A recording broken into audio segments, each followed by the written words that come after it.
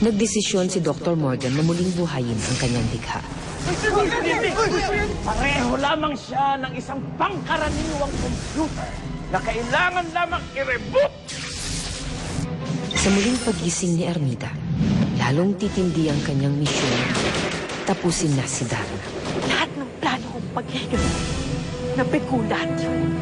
Dahil sa pakialam mo, Darna. Kaya man, ikaw ang una kong papakayin.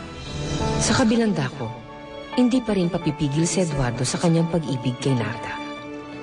Susuyuin niya ito at muling liligawan. Handa akong gawin ang lahat.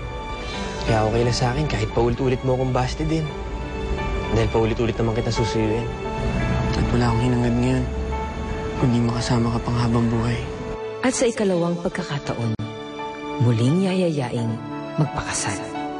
Narda, will you marry me? Makatanggi pa kaya si Narda kay Eduardo? Mapipigilan pa kaya niya ang kanyang nararamdaman para sa binata? Handa akong hintayin ka. Paganda ka na. Eduardo? Oo, tinatanggap ko na yung alok mo sa akin. Talaga? Pakakasalan kita.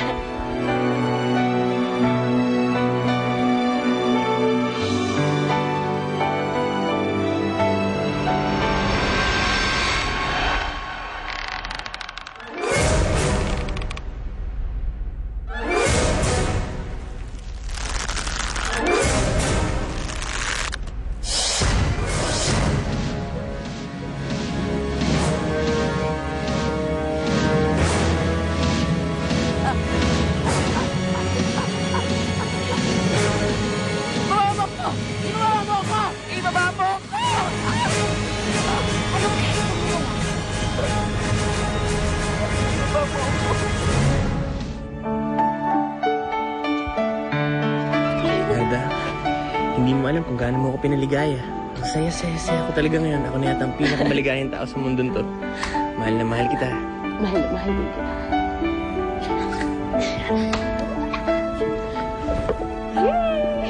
So happy for you guys! Teka lang ha, baka masira yung halaman. Pwede ba ako muna? Ha? Okay ka lang ha? I'm happy for you guys.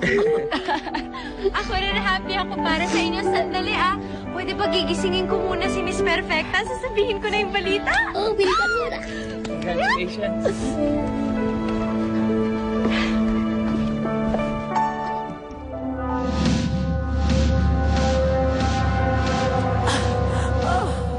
Ang sarap.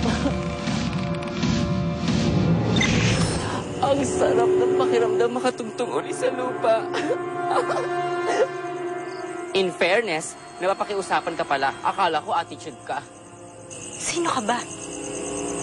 Bakit mo ko inatake? It was an accident. Hindi ko alam na hindi pala tao ang bibiktimahin ko. Taong bird pala. Kaya, sorry na girl. Flower lang. Nagkakamali din po. Bakit ganyan ang itsura mo? Sinong lumikha sa'yo? Si Dr. Morgan ba? Sinong Dr. Morgan ka dyan? I am the creation of the one, the only Lucifera, ang nag-iisang babaeng tuod. Ang babaeng tuod? Nakalabas ng babaeng tuod? Nasaan siya? Kailan ang kasal?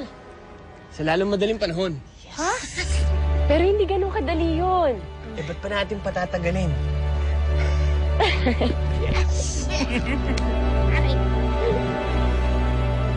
Ako nang mag-aasikaso ng lahat. Wala kang kailangan asikasuhin.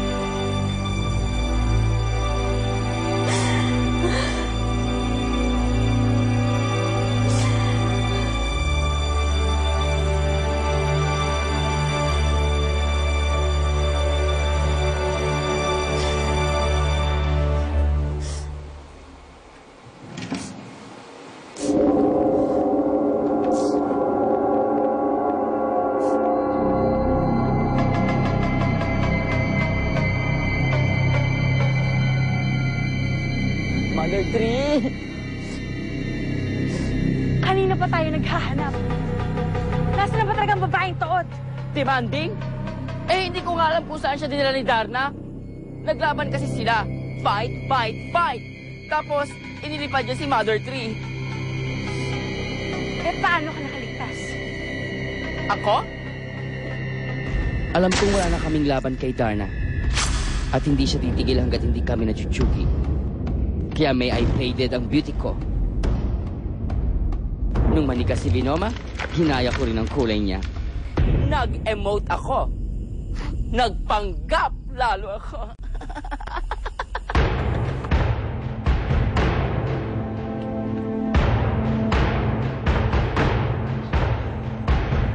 Tatanungin ulit kita, Consuelo.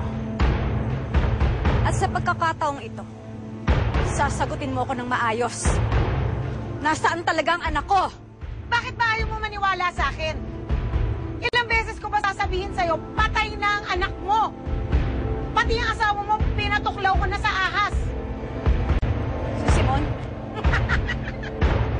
Oo, pinatuklaw ko siya sa ahas. Paghihiganti ko yun. Dahil iniwan mo ko. Dahil sa'yo, nalakan ako ng halimaw. Dahil sa'yo, iniwan ako ng asawa ko. Dahil sa'yo, naging impyerno ang buhay ko. Kaya dapat maghirap ka din. Nafe-feel ko. Malapit na tayo. Naririnig ko ang mga bulong-bulungan ng mga leaves and trees. Naamoy ko ang lupa. Malapit na tayo! Siguraduhin mo lang mahahanap natin siya. Bakit ba? Ano bang kailangan mo sa kanya? Kailangan namin magsanib puwersang muli. Dahil papatayin namin si Darna.